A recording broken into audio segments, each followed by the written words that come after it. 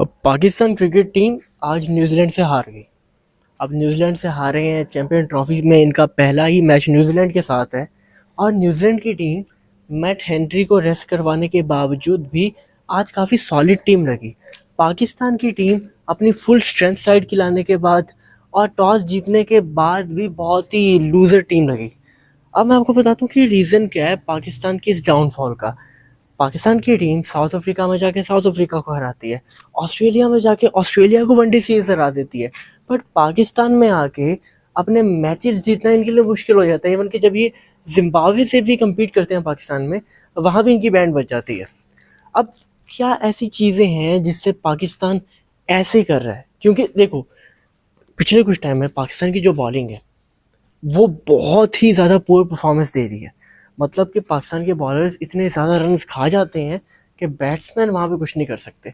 अब पाकिस्तान की टीम इसी डर की वजह से जो यहाँ पे ट्रैक्स बनाए जाते हैं वो ऐसे बनाए जाते हैं कि वो बैट्समैन को फेवर करते हैं, जहाँ पे बॉलिंग एक्सपोज दूसरी टीमों की नहीं हो पाती। मतलब अब देखो, जैसे कि हम टेस्ट मैचेस जीत क्यों नहीं पाए? फ्लैट ट्रैक्स से। अब फ्लैट ट्रैक्स पे पाकिस्तान की अपनी बॉलिंग पे यकीन ही नहीं था, जिसकी वजह से लूज़ करते गए। और जब इन्होंने स्पिनिंग ट्रैक बनाया, स्पिनर्स को मौका दिया, तो ये जीते भी। तो बात वही है, चांस देना पड़ता है जीतने के लिए। अगर आप चांस नहीं देते तो आप हारोगे। अब हुआ यहाँ पे क्या, फ्लैट ट्रैक्स तो बना दिए, बट देखो, अब एक बॉलर की अच्छी फॉर्म नहीं है और अगर वो लाइन लेंथ के साथ भी बॉल नहीं करेगा तो पिटेगा। अब न्यूजीलैंड की बॉलिंग वर्ल्ड क्लास बॉलिंग है। अब बट मैं ये नहीं कहूँगा कि टॉप क्लास है, कि यार इससे अच्छी बॉलिंग ही नहीं है किसी टीम के पास, बट डिसिप्लिन बॉलिंग है। उनको पता है किस लाइन लेंथ में बॉल करना है, किस तरह से मैनेज करना है। सेटनर की कैप्टनसी बहुत अच्छी है। इवन कि आप देखो कि उनके जो ओवर्स थे उन्होंने कितने अच्छे से मैनेज किया, और जब उन्होंने देखा कि ब्रेसवेल की बॉल बहुत ज़बरदस्त आ रही है, उन्होंने उस हिसाब से उनको बॉलिंग करवाई, जिसकी वजह से ब्रेसवेल के ओवर में भी रन नहीं बन पाए। फिर बात करते हैं कि हम हार कहाँ जाते हैं। हारते यहाँ पे हैं कि जब ये स्टार्ट ही करते हैं, इनका स्टार्ट ही एग्रेसिव नहीं होता, बहुत डिफेंसिव होता है।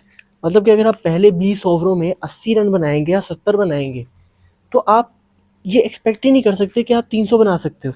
क्योंकि अब ये यहाँ पे जो गालियाँ पड़ती हैं, बदतमीजियाँ होती हैं, वो होती हैं खुशदिल शाह वगैरह के साथ। क्या इन्होंने हरा दिया, पहले इफ्तिखार के साथ होती थी, अब खुशदिल शाह पे होगी, तैयब पे भी थोड़ी होगी।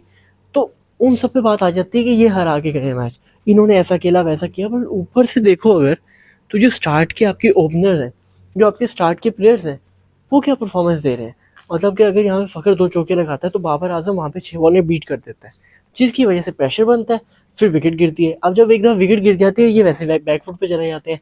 अब आज रिजवान जब बैटिंग करने आया तो लिटरली रिजवान ने 10-12 बॉलें खेलने के बाद 1 रन लिया। जब आप ऐसा स्टार्ट लोगे, जब आप इतनी स्लोइश इनिंग्स खेलोगे, तो बाद में जाके आप एग्जीक्यूट करते हुए आउट हो गए अगर, तो बाद में बाकी आने वालों पे प्रेशर बन जाता है, जिसकी वजह से वो इनिंग्स को मैनेज ही नहीं कर पाते और मैच हार के बाहर हो जाते हैं। अब बात वही है कि इनके रन्स बन जाते हैं, स्लो खेलते हैं, तेज़ खेलते हैं, रन्स बना के अपने निकल जाते हैं, और सारा प्रेशर आ जाता है नीचे से बैटिंग करने वालों पे। अब उनसे रन नहीं होते, उनको टीम से निकाल देते हैं, मौका नहीं उनको दूसरा मिलता। अब आप मुझे एक बात बताओ, अबरार अहमद मुझे किसी भी एंगल से टॉप क्लास बॉलर नहीं लगता, बहुत ही एवरेज बॉलर है, लिटरली बहुत एवरेज बॉलर है। आप उससे ज़्यादा खुशदिल शाह से ओवर निकलवा सकते हो। और जहाँ कहीं ऑस्ट्रेलिया से मैच पड़ गया आगे जाके, ऑस्ट्रेलिया तो ऐसे बॉलर्स को लपेट देगी भाई। इससे अच्छे बॉलर्स आपके पास हैं, उनको आप यूज़ नहीं करते।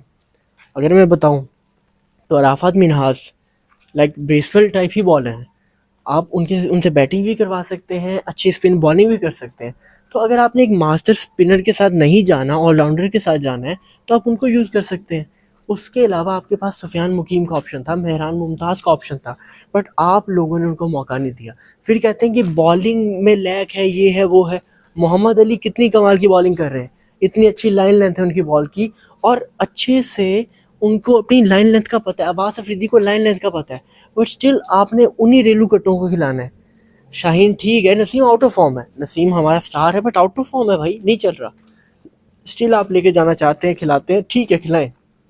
बट बात यह है कि शाहीन आपके दायरे के ओवर कर सकता है, उसके बाद वो फेल है। शाहीन हमारा स्टार है, हम उसे खिला रहे हैं। बट अगर आपने 2 फास्ट बॉलर्स रखने हैं तो एट लीस्ट यहाँ पे अब्बास अफरीदी को रखो, मोहम्मद अली को रखो, सलमान इरशाद को रखो। ऐसे लोगों को मौका दो जो यहाँ पे रन बचा सकते हैं। आखिरी ओवर्स में शाहीन नहीं बचा सकता रन। आखिरी ओवर्स में नसीम को पढ़ने ही पढ़ने हैं, क्योंकि लाइन लेंथ नहीं है भाई, आउट ऑफ फॉर्म है। फॉर्म में होना आउट ऑफ फॉर्म होना बहुत डिफरेंस है भाई। और उसके बाद स्पिनर्स तो है ही नहीं आपके पास। फिर जब तक माइंड सेट ही नहीं है आपका जीतने वाला, जब आके आपकी सोच ही 270 280 पे है, आप कैसे जीत सकते हो? फील्डिंग तो छोड़ ही दो भाई, वो तो स्टार्ट से ही ऐसी थी। बट बात यह है कि बैटिंग और बॉलिंग भी बहुत वीक हो गई है।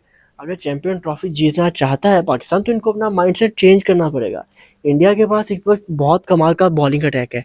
स्पिन उनका तो बहुत ही कमाल है। स्पिनर्स तो ऑब्वियसली यार क्लास अलग है। न्यूजीलैंड बहुत कमाल के स्पिनर्स हैं। श्रीलंका को मौका नहीं मिल पाया, वरना ऑस्ट्रेलिया की बैंड बजा दी उन्होंने भी, इतने क्लासी स्पिनर्स हैं उनके पास। पाकिस्तान क्यों इतना लैग कर रहा है? क्योंकि पाकिस्तान को अच्छा स्पिनर प्रोड्यूस ही नहीं कर पाया, और हम शॉर्टर फॉर्मेट के चक्कर में अपनी वनडे और टेस्ट क्रिकेट को तबाह कर चुके हैं। तो अब पाकिस्तान को बहुत यहाँ पे स्टेप लेने पड़ेंगे तगड़े, और अपना माइंडसेट चेंज करना पड़ेगा, वरना पहले ही राउंड में पाकिस्तान वायर हो जाएगा। बाकी गाइज आपका क्या ओपिनियन है इस पर कमेंट में ज़रूर बताओ। Thank you very much.